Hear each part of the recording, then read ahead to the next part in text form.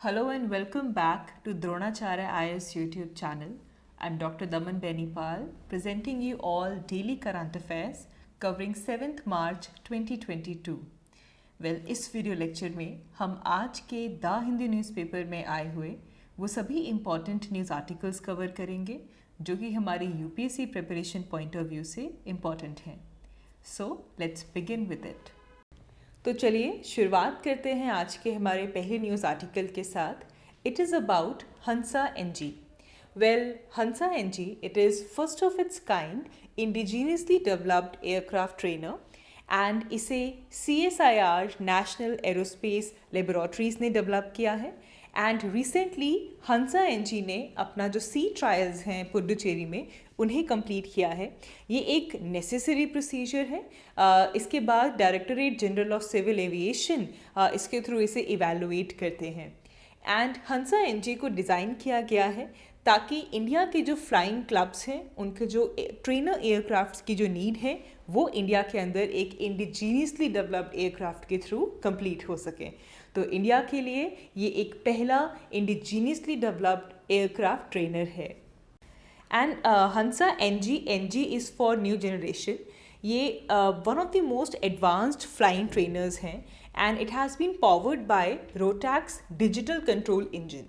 And इसके अंदर काफ़ी न्यू फीचर्स हैं जैसे कि composite light weight air frame, glass cockpit, a bubble canopy and which provides a very wide panoramic view as well. And साथ ही में जो फ्लैप्स हैं they are electrically operated. And इस एयरक्राफ्ट को इस तरह से डिज़ाइन किया गया है कि इंडिया के जो फ्लाइंग क्लब्स की जो डिमांड्स हैं फॉर पर्टिकुलर ट्रेनर एयरक्राफ्ट वो यहाँ से पूरी हो सके. Along with this Hansa new generation ये एक आइडियल एयरक्राफ्ट है specially for commercial pilot licensing के लिए. तो ये काफ़ी आइडियल है because of two reasons. Number one, it's low cost and number two is low fuel consumption as well. So that directorate general of civil aviation की तरफ से एक type certification Hansa new generation को मिले. सो फिलहाल हंसा न्यू जनरेशन एयरक्राफ्ट ने 37 flights complete कर ली हैं एंड 50 आवर्स ऑफ फ्लाइट भी जो है वो भी कंप्लीट हो चुका है. एंड कुछ और नेसेसरी जो चीज़ें हैं which needed to required getting that type certification from directorate general of civil aviation. ये जो सर्टिफिकेट है इट इज़ लाइकली कि हंसा न्यू जनरेशन को बाय अप्रैल मिल जाएगा and after that the industry will begin to manufacture the Hansa new generation aircraft which is first of its kind indigenous aircraft trainer for India. So for sea trials, Hansa new generation aircraft, it was flown from Bengaluru to Puducherry and इसमें तकरीबन 140 nautical miles within an hour जो distance है वो cover किया गया था.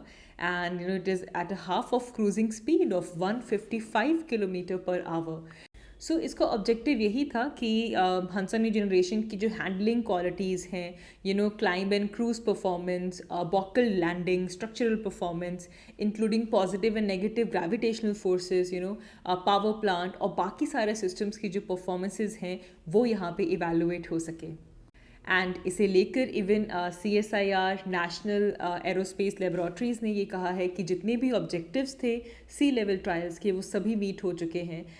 सो ये जो न्यू जनरेशन हंसा है ये 2 सीटर है. ये एक रिवैम्प्ड वर्जन है. इससे पहले जो ओरिजिनल हंसा था वो 3 डिकेड्स पहले डेवलप किया गया था and the Hansa new generation it is a revamped version of it. It's a 2 seater aircraft and इसकी सक्सेसफुल जो मेडन फ्लाइट थी वो September 4th को ही हो चुकी थी. तब इसने बेंगलुरु से कुछ 20 मिनट्स की जो फ़्लाइट थी वो कंप्लीट की थी. So very soon this aircraft will be certified and before it is inducted into the services. तो ये important है because ये indigenous developed aircraft trainer है. आगे बढ़ते हैं. हमारा next news article defence point of view से इम्पॉर्टेंट है. Well, it's about the China's annual summer exercise in Tibet. Now जब भी हम तिब्बत की बात करते हैं तो वहाँ पे लाइन ऑफ एक्चुअल कंट्रोल जो इशू है LAC का इंडिया और चाइना के बीच में वो वहाँ से एक इम्पॉर्टेंट इशू बन जाता है. एंड रिसेंटली भी वी हैव सीन दैट काफ़ी स्टैंड ऑफ हुआ था between India and China's army. तो अब इस समर में चाइना की जो पीपल्स लिबरेशन आर्मी है it's going to conduct the annual summer exercise in Tibet. Now इसे लेकर इंडियन आर्म्ड फोर्सेस इसे काफ़ी क्लोजली टैप कर रहे हैं ताकि जो रशिया और यूक्रेन के बीच में हुआ है, क्योंकि इससे पहले हम यही बात कर रहे थे कि रशिया के काफ़ी ट्रूप्स थे यूक्रेन के बॉर्डर के पास में and Russia was claiming that वो वहाँ पे मिलिट्री एक्सरसाइज कर रहे हैं, but ultimately it resulted in invasion. तो स्पेशली जब से यूक्रेन की इस पूरे इशू को लेकर ग्लोबल अटेंशन आया है, Indian armed forces are keeping very close tab कि ताकि चाइना भी किसी तरह से ऐसे मिस एडवेंचर की तरफ ना बढ़े in the area of line of actual control, जिस तरह से रशिया और यूक्रेन के बीच में देखने के लिए मिला है। So this is coming from the China's annual summer exercise in Tibet. And इस पूरे इशू को लेकर इवन डिफेंस ऑफिशियल्स ने भी ये कहा है कि जो भी सैंक्शंस रशिया के ऊपर लग रही हैं उससे इंडियन आर्मी की जो प्रिपेयर्डनेस है उसके ऊपर कोई इम्पैक्ट नहीं होता। अगर हम एयरफोर्स की बात करें तो एयरफोर्स के ऊपर जो रशिया पे सैंक्शंस लगे हैं उसके कुछ इम्पैक्ट्स हो सकते हैं, क्योंकि एयरफोर्स में काफ़ी ज़्यादा जो इन्वेंट्री है वो रशियन इन्वेंट्री है and which is being assessed right now. Whereas अगर हम आर्म्ड फोर्सेस की बात करें, आर्मी की बात करें, specially infantry and with its support elements, तो इसके ऊपर काफ़ी लीस्ट एक्सपोजर है इन टर्म्स ऑफ रशिया। एंड इसके अलावा अगर हम ओवरऑल हमारे आर्म्ड फोर्सेस की बात करें तो लास्ट 2 years से जो हमारी इमरजेंसी प्रोक्योरमेंट्स हैं वो काफ़ी ज़्यादा इंक्रीज़ हो चुकी थी, स्पेशली जब से हमारा ईस्टर्न लद्दाख में जो स्टैंड ऑफ हुआ था चाइना के साथ। तो लास्ट 2 years से ही India on an emergency basis काफ़ी प्रोक्योरमेंट्स कर चुका है and it has almost stocked up on spares and ammunition. So there shouldn't be any immediate urgency for spares and other requirements as India is already prepared. Now army में भी we have armored corps जिसमें हमारे पास जो कि entirely Russian origin से है, लेकिन जो इन्फेंट्री है उसके पास AK-47 राइफल्स हैं एंड इसके बियॉन्ड ज़्यादा नहीं। सिमिलरली जो आर्टिलरी है इसके पास भी काफ़ी डाइवर्सिटी है। सो सिर्फ और सिर्फ आर्मी की जो आर्मर्ड कोर है that is depending entirely from the Russian origin, तो उसके ऊपर इसका इम्पैक्ट हो सकता है। And along with this the defence ministry is also assessing the impact of the western sanctions on Russia, क्योंकि इससे इसका इफ़ेक्ट होगा जो हमारे स्पेयर्स हैं या जो सपोर्ट है या फिर जो हमारी डील्स चल रही हैं रशिया के साथ, उनकी जो टाइमली डिलीवरी है उसके ऊपर डेफिनेटली असर होगा। हमने कुछ दिनों पहले इसे काफ़ी डिटेल में डिस्कस किया था कि किस तरह इंडिया का जो डिफेंस है जो हम जो इक्विपमेंट्स यूज़ करते हैं वो कितने उसमें रशिया से हम इंपोर्ट करवाते हैं, तो वो हमने पूरा वहाँ पे डिस्कस किया था। सो जो हमारी डील्स हैं या फिर जो स्पेयर्स हैं, जो सपोर्ट हमें मिलनी है, उसका जो टाइमली सप्लाई है उस पर असर हो सकता है। इसके अलावा जो रिस्ट्रिक्शंस लगाई हैं वेस्ट ने रशिया के ऊपर, तो इससे India has to look for the other payment options ताकि जो डील्स हैं रशिया के साथ वो पूरी हो सके। Now as we have for S-400 जो डील है हमारी, इट इज़ फॉर $5.43 बिलियन और इसे 2018 में साइन किया गया था, लेकिन अभी तक S-400 की जो डिलीवरीज़ हैं वो कंप्लीट नहीं हुई हैं। रशिया और इंडिया ने इसकी पेमेंट को लेकर वर्क किया था that it should be done through रूपी रूबल अरेंजमेंट। एंड जब से रशिया यूक्रेन कॉन्फ्लिक्ट चल रहा है तब से LAC के अराउंड या फिर चाइनीज साइड से अभी तक there is no unusual activity as such.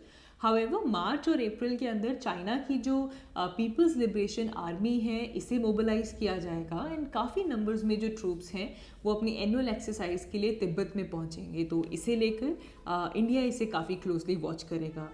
And इसे लेकर ये भी कहा जा रहा है कि 2020 अब दोबारा रिपीट नहीं होगी। India is more than prepared and cautious for this year, specially किसी भी तरह का अटेम्प्ट अगर चाइना करे during this crisis which is going on in Ukraine, तो उसे काफ़ी क्लोजली वॉच किया जा रहा है।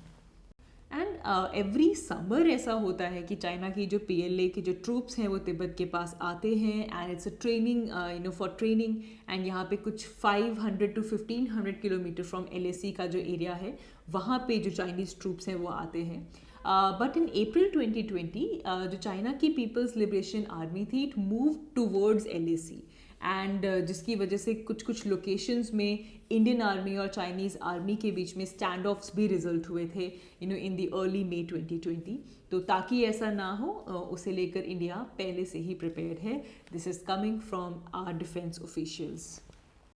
आगे बढ़ते हैं। हमारा next news article Russia Ukraine crisis से रिलेटेड है। जैसे ही रशिया ने यूक्रेन को इन्वेड किया, यूक्रेन में काफ़ी इंडियन स्ट्रैंडेड थे जिनके इवैक्यूएशन के लिए ऑपरेशन गंगा मिशन को लॉन्च किया गया। एंड अभी तक इंडिया ने 15,920 नेशनल्स यूक्रेन से इवैक्यूएट किए हैं under the operation Ganga. However, there are still 700 students who are trapped in Sami. So operation Ganga के थ्रू यूक्रेन के अंदर फंसे इंडियन नेशनल्स को इंडिया में लाया जा रहा है।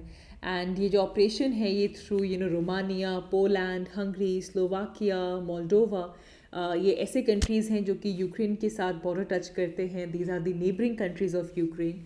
तो जो इंडियन नेशनल्स हैं they cross the border and they come over to these countries from Ukraine. And जो उनके लैंड बॉर्डर ट्रांजिट पॉइंट्स हैं वहाँ के थ्रू निकल के आप वो इन कंट्रीज़ में पहुँचे एंड वहाँ से इंडियंस को इंडिया में दोबारा लाया जा रहा है। आगे बढ़ते हैं। नाउ लेट्स अंडरस्टैंड कि रशिया यूक्रेन कॉन्फ्लिक्ट का जो मैरीटाइम ट्रेड है उस पर क्या असर होगा। स्पेशली अगर हम सी कॉमर्स की बात करें तो रशिया जो यूक्रेन की मिलिट्री इन्वेजन कर रहा है उससे क्या इम्पैक्ट होने वाला है।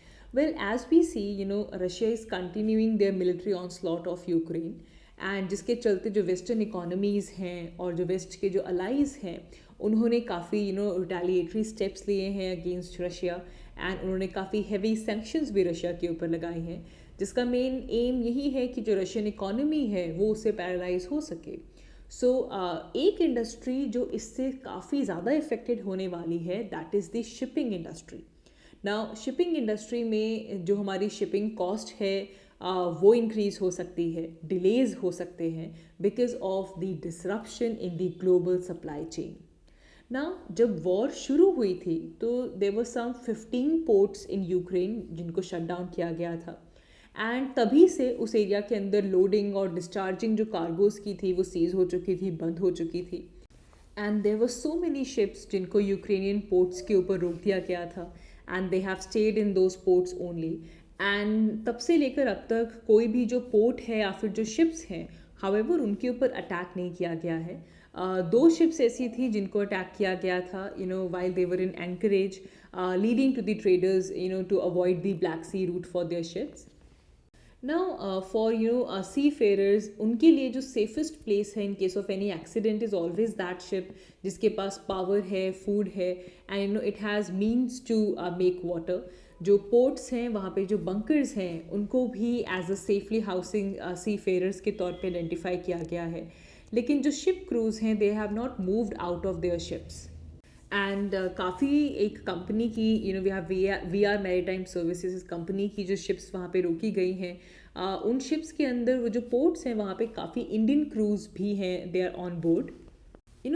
जो पोर्ट्स हैं या फिर जो न्यूक्लियर फैसिलिटीज़ हैं they are very strategic assets and यहाँ पे ज़्यादा फाइटिंग या फिर अटैक्स नहीं देखे गए हैं apart from some occasional attacks.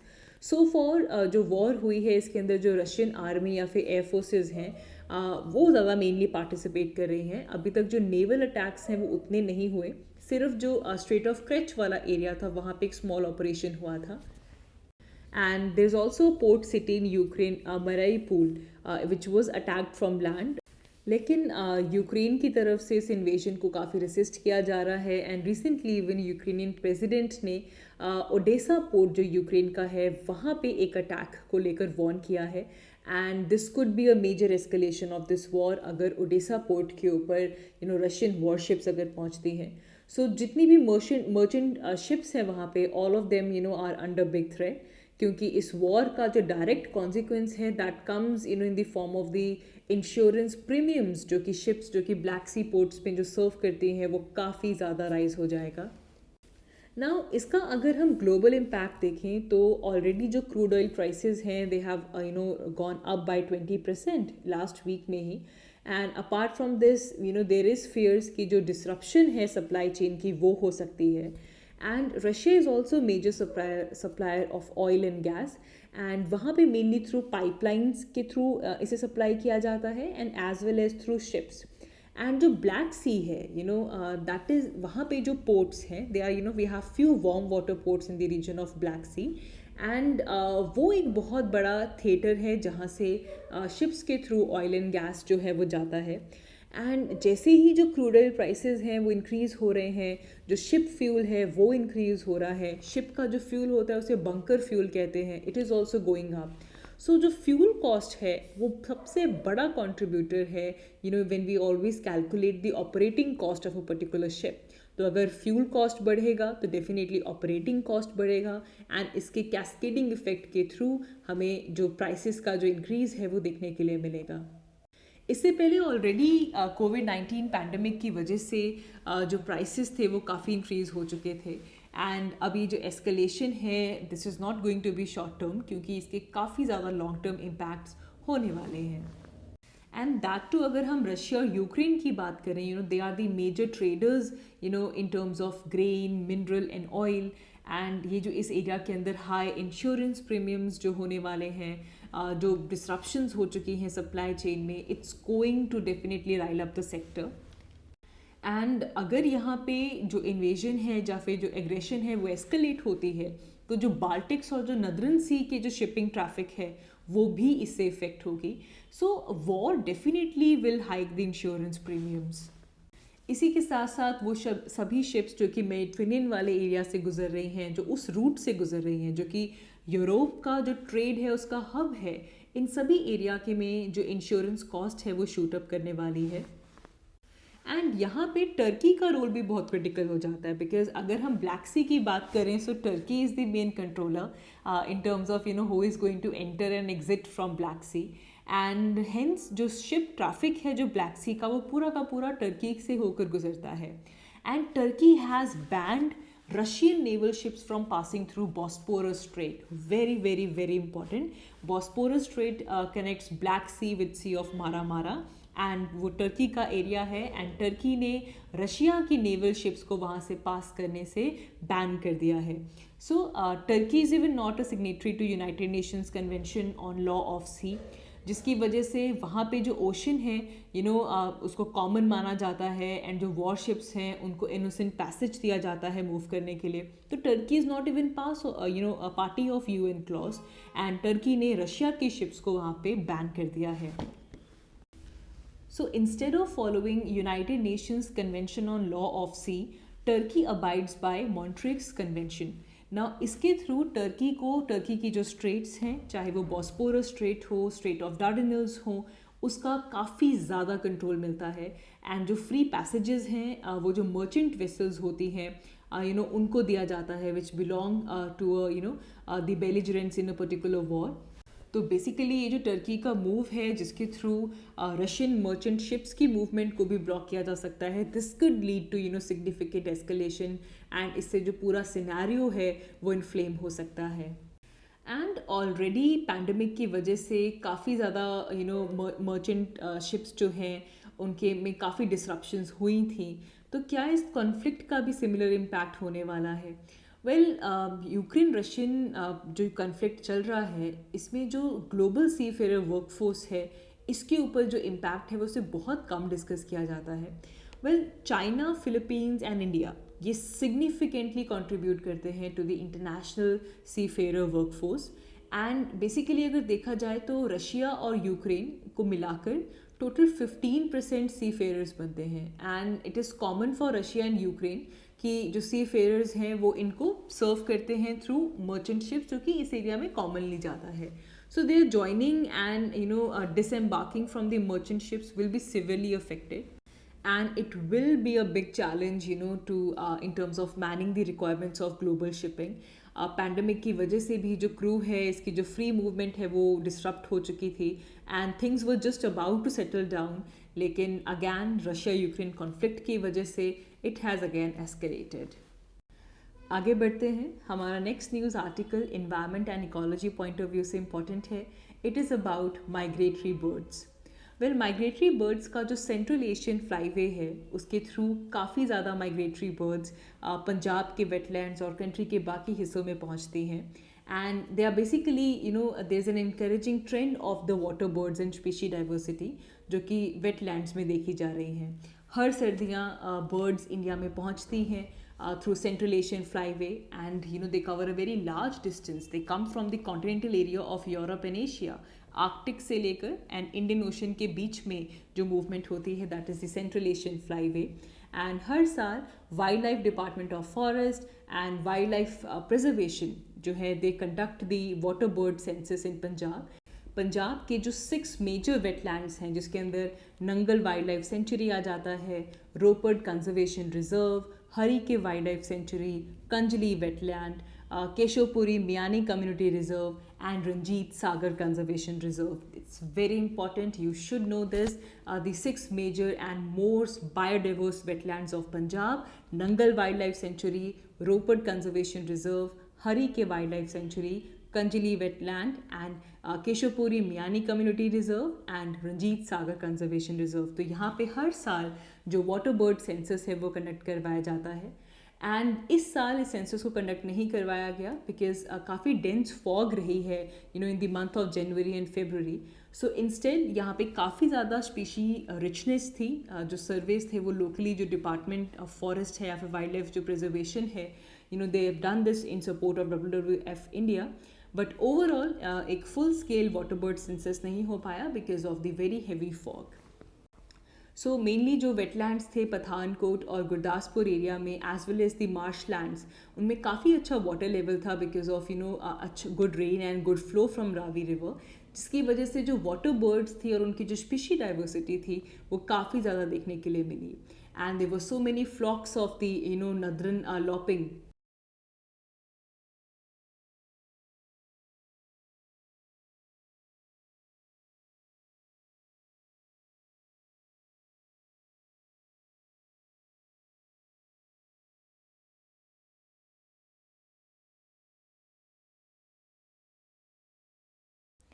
So that is all for this video. हमने इस वीडियो में आज के पेपर के जो इम्पोर्टेंट टॉपिक्स थे उन्हें हमारी प्रिपरेशन के साथ लिंक करते हुए डिस्कस किया.